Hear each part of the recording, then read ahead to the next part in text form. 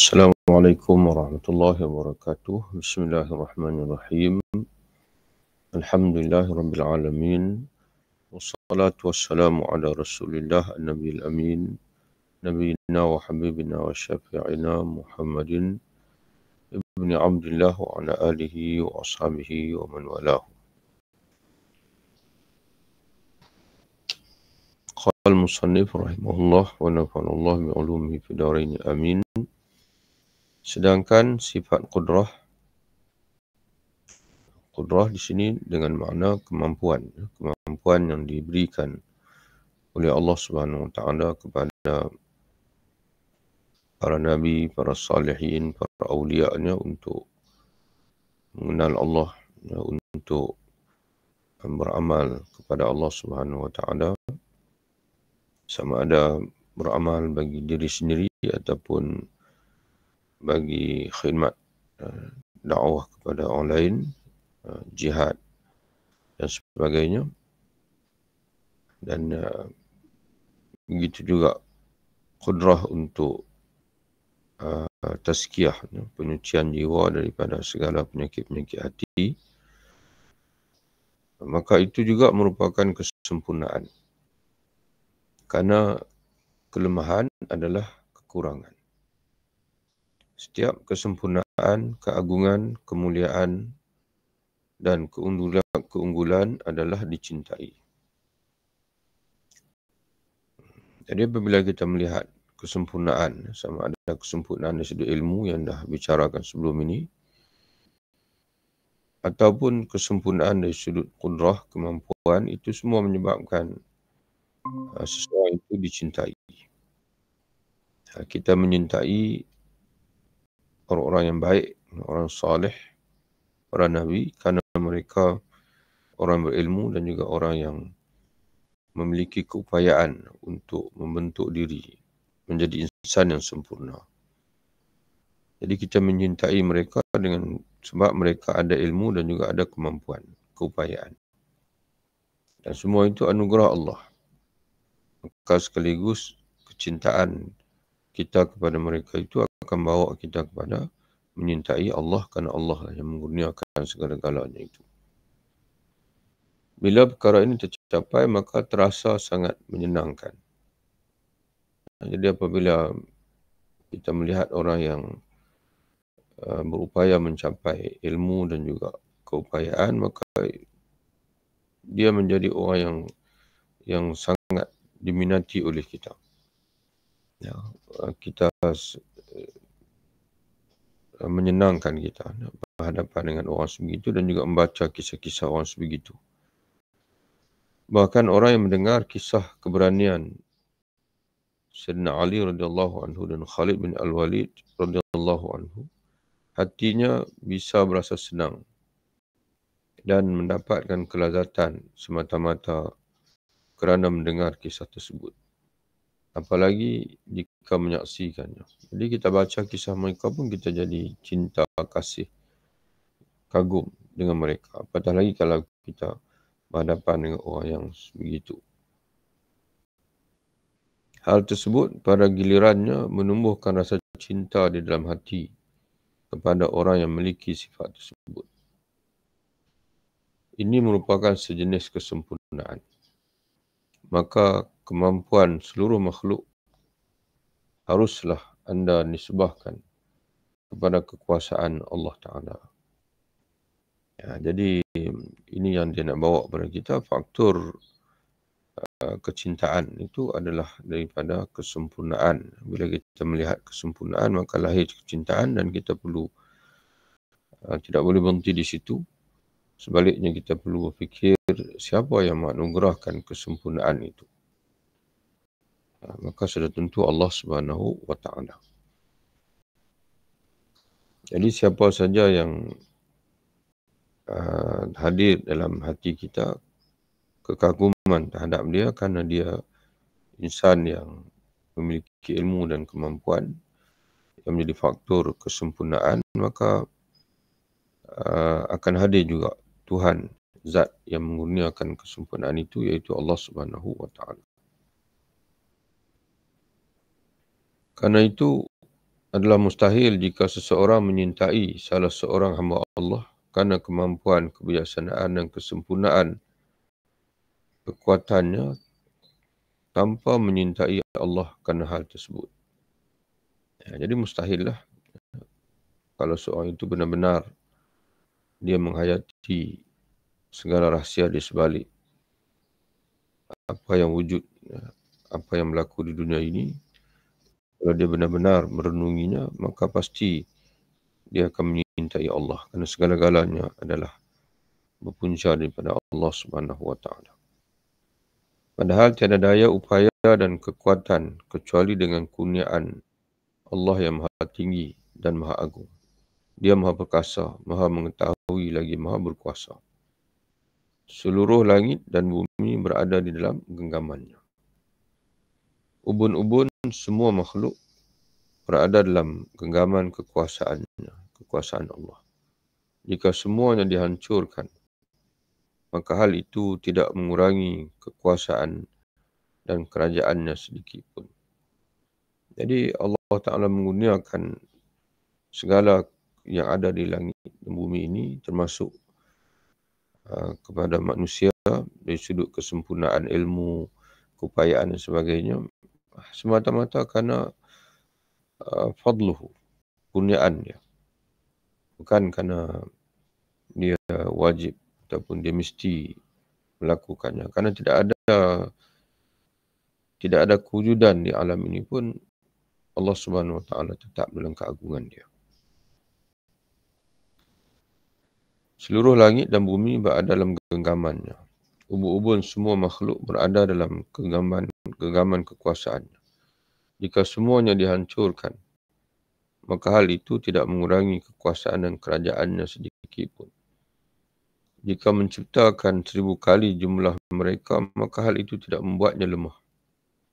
Tidak ada kekuasaan dan tidak ada makhluk yang berkuasa kecuali merupakan pemberian dan kekuasaannya.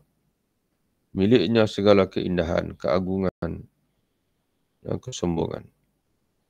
Di sini terjemah kesombongan itu kebesaran milik Allah, keperkasaan dan kekuasaan semuanya milik Allah.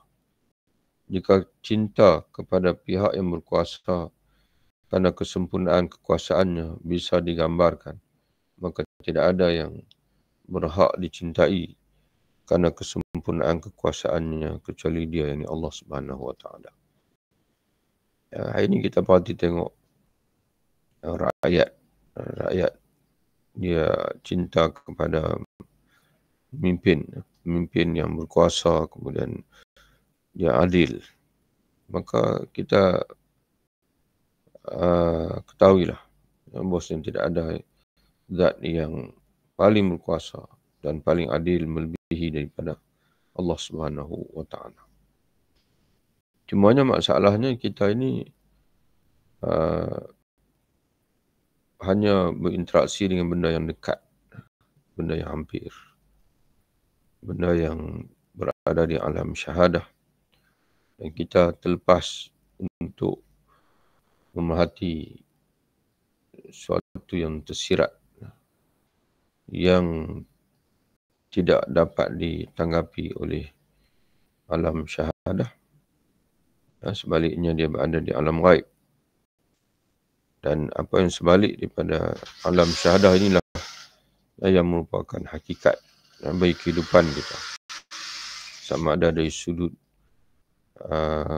faktor punca iaitu Allah ataupun dari sudut alam itu sendiri. Dari sudut alam itu sendiri. Maka alam ini hakikat sebenarnya, alam ini bukanlah alam nyata. Alam nyata ini bakal sirna, bakal hilang, luput. Tapi kehidupan kita iaitu alam ruh, jiwa kita itu yang tidak akan luput. Tapi oleh kerana kita banyak berinteraksi dengan panca indera yang 5 dan kita terlupa dipanggil panca indera yang ke-6 iaitu hati, itu yang menyebabkan banyak interaksi kita itu hanya bersifat zahir dan tidak bersifat dengan batin. Akhirnya kita hanya mengenali makhluk cinta kepada makhluk, cinta kepada harta, cinta kepada pemimpin, cinta kepada suami, cinta kepada isteri. Tapi kita tidak cinta kepada Allah Subhanahu Wa Taala kerana kita tidak menggerakkan kuasa hati, kemampuan hati yang ada pada kita. Sebab itu Imam Al-Ghazali rahimahullah menekankan bahasanya kita perlu hidup dengan 6 deria, bukan 5 deria. Dan sihat yang sebenarnya adalah sihat jiwa, bukan sihat raga. Kerana raga ni berakhir dengan kematian, jiwa tidak ada akhir. Ada 8, kata Imam As-Suyuti rahimahullah, ada 8 makhluk yang ada permulaan tapi ditakdirkan Allah tidak ada pengakhiran. Salah satu daripadanya adalah ruh, yang diungkapkan juga dengan jiwa, dengan an-nafs. Dalam Al-Quran diungkap juga dengan an-nafs, ataupun dalam bahasa Melayunya diterjemah dengan jiwa. Sedangkan sifat kesucian dari berbagai aib, kekurangan dan kenistaan, maka ia merupakan salah satu keharusan cinta dan tuntutan keindahan gambar batin. Ya. Jadi suci daripada aib, kekurangan, itu semua juga melahirkan cinta. Jadi kita suka orang yang baik, yang jiwanya bersih. Kan? Tapi kesucian daripada aib, kekurangan, kesintaan ni hanya dirasai oleh batin. Ya, jadi orang yang fokus pada lahiriah saja, dia tidak ambil berat lah. Dia tidak cinta, tidak ada kecintaan kepada kesucian jiwa. Dia hanya cinta, suka, minat kepada kesempurnaan lahiriah, tubuh yang segak. Okay, dia suka orang muda, dan dia, sebab itu orang yang dia tidak ada iman, tidak dikurniakan Allah dengan kesucian hati, maka dia akan mengabaikan ibu ayahnya pada ketika ibu ayahnya tua, kerana mereka sudah tidak ada kemampuan. Kerana bagi dia kemampuan lahiriah saja. Tapi bagi orang yang ada iman, kesempurnaan batin itu yang lebih diutamakan, maka nilai ibu ayah itu, jasa-jasa mereka itu sentiasa menjadi ingatan dia, dilihat oleh batinnya, maka menyebabkan kecintaan pada mereka tidak pernah luput, walaupun mereka tidak lagi ada daya dari sudut fizikal. Bahkan simpatinya itu lebih lagi. Para Nabi dan orang yang siddiq, sekalipun mereka terhindar dari berbagai aib dan keburukan, tetapi tidaklah dapat digambarkan adanya kesempurnaan kesucian kecuali Allah yang Maha Esa, yang Maha Benar, yang Maha Merajai, yang Maha Suci, yang memiliki kemuliaan dan keagungan. Jadi yang indah itu pasti dicintai. Sedangkan yang indah secara mutlak hanyalah Allah yang Maha Esa, yang tiada sekutu baginya, yang Maha Kaya, tiada keperluan baginya. Maknanya dia tidak perlu sesiapa pun, kerana dia Esa dalam keagungannya, yang tiada sekutu baginya, yang Maha Kaya, tiada keperluan baginya, yang Maha berkuasa berbuat sekehendaknya dan memutuskan sekehendaknya, yang Maha Perkasa, yang tidak keluar dari genggaman kekuasaannya tengkok-tengkok para tiran, yang tidak terlepas dari kekuasaannya leher-leher para kaisar. Ini semua istilah-istilah yang merujuk kepada jawatan-jawatan manusia, yang orang yang diagungkan oleh manusia, raja, kaisar, Kisra, ataupun kalau dalam sejarah lama Mesir, Fir'aun dan Farainah. Itu semua gelar-gelaran orang yang hebat-hebat di kalangan manusia. Tapi tidak ada yang terkeluar, yang dapat lari daripada kekuasaan Allah Ta'ala. Yang azali, yang tiada awal lagi, dan tidak awal bagi eksistensinya, jadi keberadaannya. Yang abadi, yang tiada akhir bagi keberadaannya. Yang daruriyatul wujud, mana yang wujudnya adalah daruri mesti, mustahil. Kita, kalau dikatakan dia tidak wujud, yang tidak dikitari kemungkinan ketidakberadaan, mana tidak ada kemungkinan dia tidak ada, pasti ada di seputar kehadirannya. Mana kehadiran Allah, wujudan Allah tidak ada dipanggil mungkin, kerana dia berada dalam wujud, daruri. Al-Qayyum, yang maha berdiri sendiri dan menjadi sumber keberadaan semua makhluk.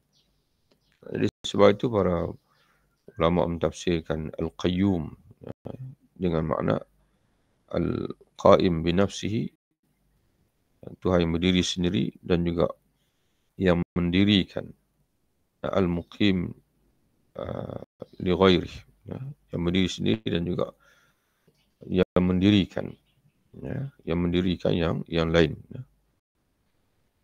Mana yang lain-lain itu semuanya ada dan berdiri dan wujud dengan sebab dia yang memberi kewujudan itu, yang maha menguasai semua langit dan bumi, maha pencipta benda yang mati, haiwan dan tumbuh-tumbuhan. Mana sama ada benda itu yang bersifat jamadat, batu dan sebagainya, yang menciptanya Allah.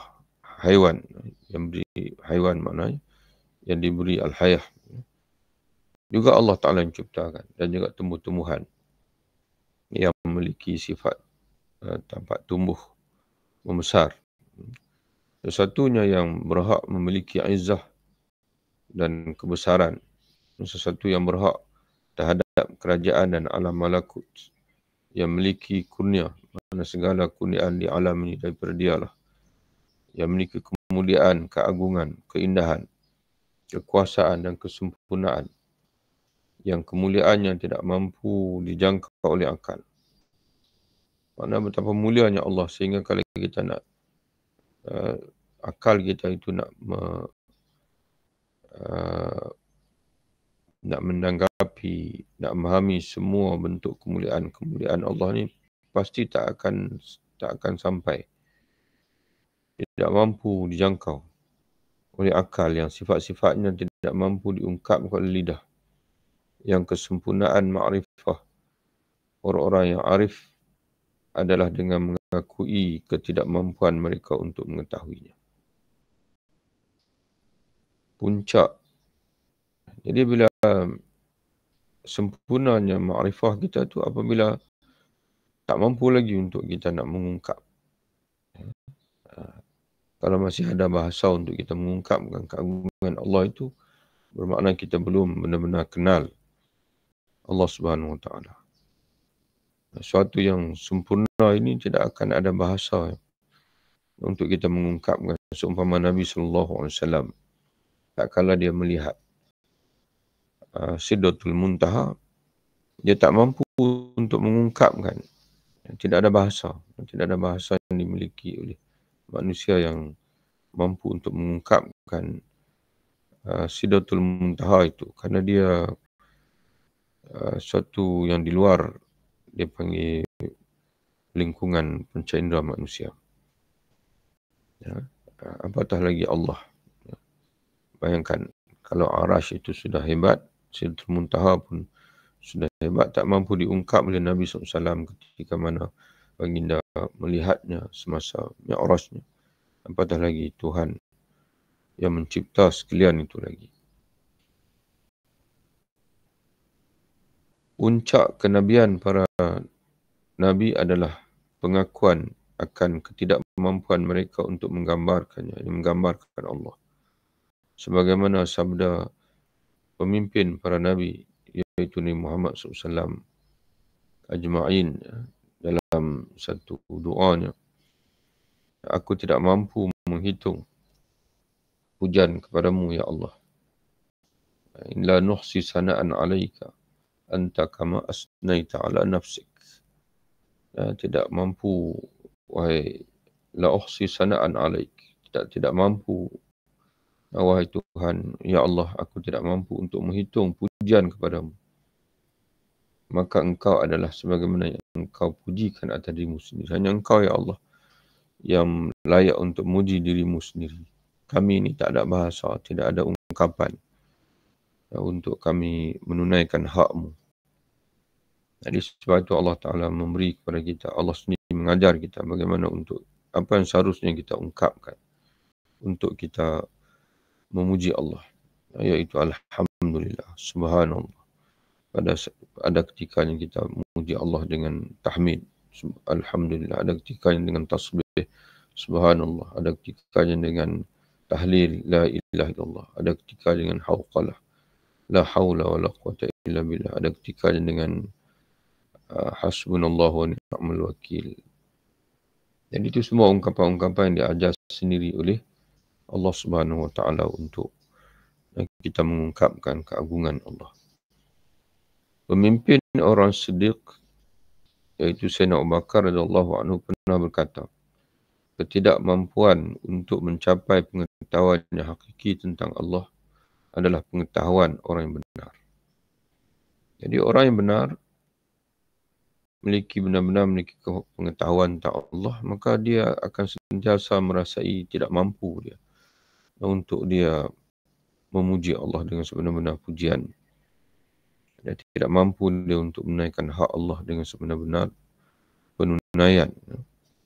Jadi sebab itu timbulnya perlunya kita ini senantiasa mohon ampun kepada Allah dan merendah diri kepada Allah, memulangkan segala-galanya kepada Allah Subhanahu wa Ta'ala.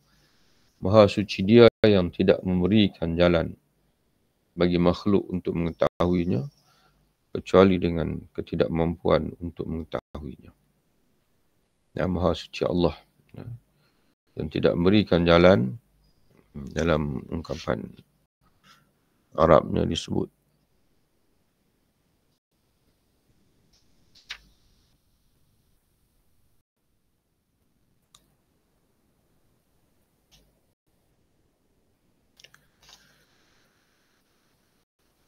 al-ajzu an darkil idrakun wa subhanahu man lam yaj'alil khalq.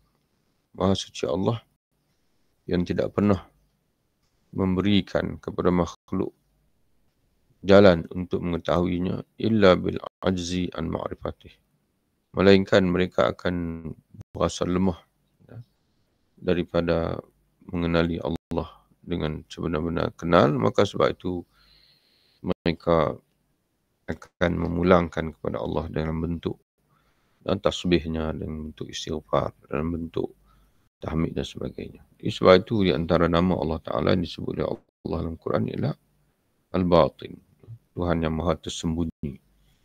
Jadi kata alim ulama, maha tersembunyi zat dia. La tudrikul absar wa yudrikul absar. Segala pandangan-pandangan tidak dapat untuk memahaminya. Sebaliknya dialah tidak dapat menanggapinya. Sebaliknya dialah yang menanggapi sekalian pandangan. Jadi itu selesai kita sebab yang keempat, dan selepas ini kita akan baca pula sebab yang kelima.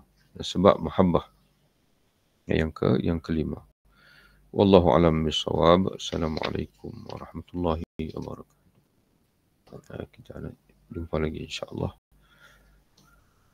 Wabillahi taufiq. Assalamualaikum warahmatullahi wabarakatuh.